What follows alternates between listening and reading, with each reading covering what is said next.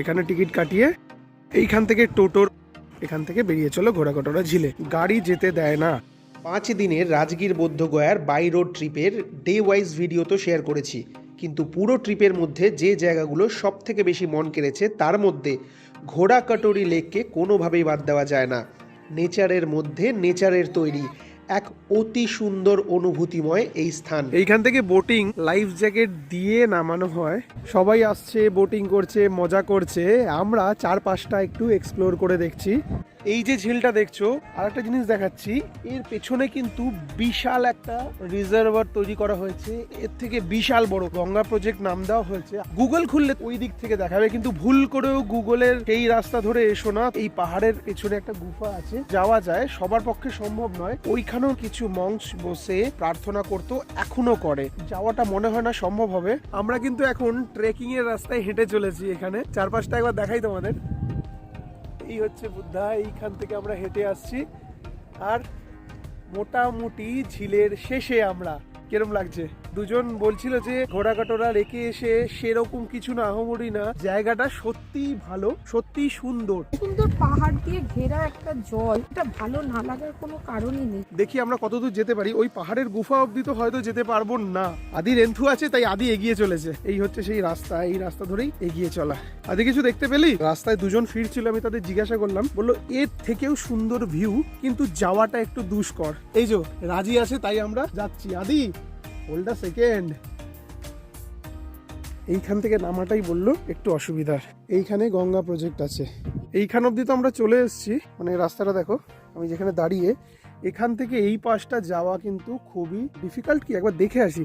তোমরা ওখানে দাঁড়াও, আমি দেখে আসি।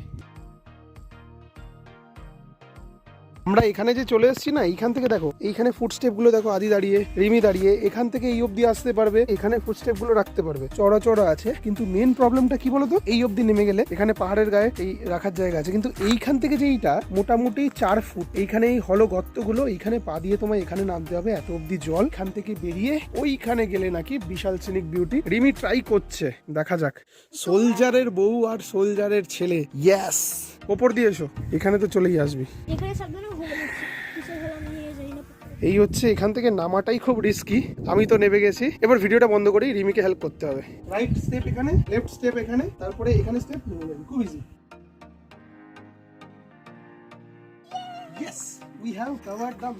এখানে দেখো পাথরগুলো কিন্তু এরকম রাখা, এটা পুরোটাই ম্যানমেড। পাথর লুজ হতে পারে, দেখে শুনে পা রাখবি। এই আমরা উঠে এসেছি। ওই জায়গাটা কিন্তু খুব ডেঞ্জারাস। এইখানে plain valley. Wow, it's just wow.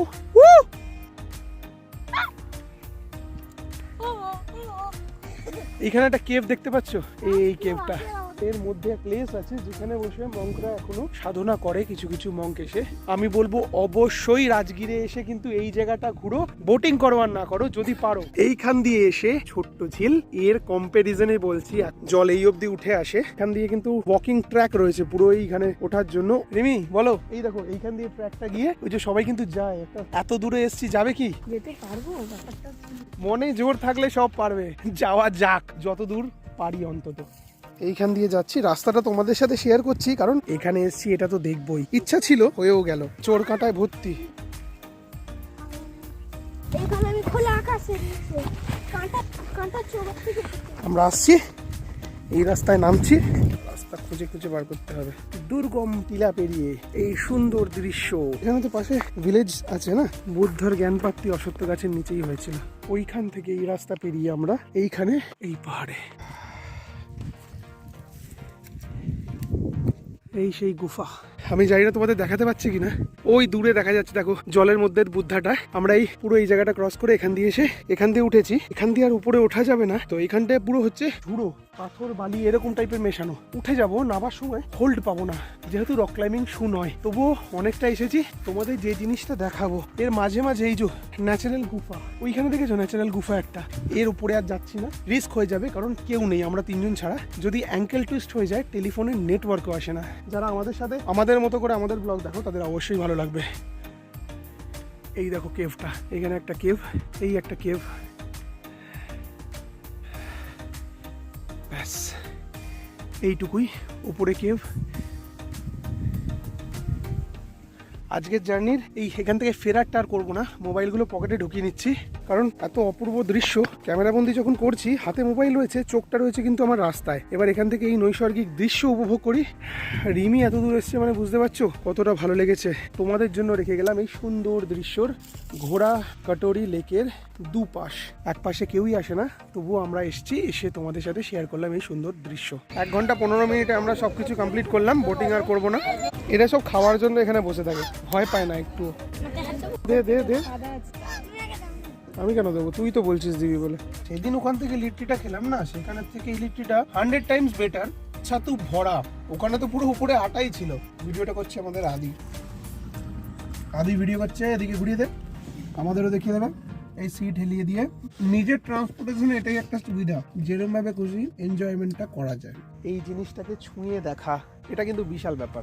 ওই যে ওইখানে পৌঁছে গেছে আদি। কিরম লাগলো জায়গাটা? সত্যি ভাবলে অবাক লাগে। এখানেই কোনো এক সময় আমাদের বুদ্ধদেব এখানে এসেছিলেন, চিকিৎসা পেয়েছিলেন। সেই জায়গাটা না দেখে যাই কি করে? সবাই এখান দিয়ে ঘোড়ার গাড়ি করে এখান দিয়ে চলে যাচ্ছে শান্তি স্তূপা দেখতে। এই জায়গাটা জীবক আম্রবন। পুরো ডিটেল জানতে হলে সব ভিডিও আছে আমার চ্যানেলে, দেখার জন্য রিকোয়েস্ট রইল। আর ভালো লাগলে অবশ্যই লাইক আর সাবস্ক্রাইব তো আশা করতেই পারি, তাই না? Please subscribe to my channel.